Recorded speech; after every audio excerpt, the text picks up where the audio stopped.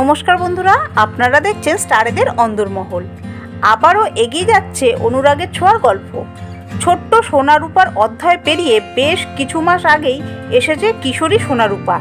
এই চরিত্রে বর্তমানে আমরা অভিনয় করতে দেখতে পাচ্ছি নবাগতা অভিনেত্রী সাইনা চ্যাটার্জি ও দেবপ্রিয়া বসুকে।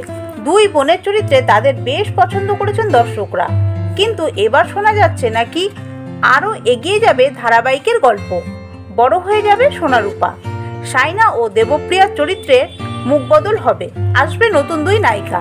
সূত্রের খবর, রূপার বড়বেলার চরিত্রে এবার দেখা মিলবে অভিনেত্রী দেবচন্দ্রিমা সিংহ রায়, আর সোনার চরিত্রে থাকবে মিত্তির বাড়ির অভিনেত্রী ভাবনা ব্যানার্জি।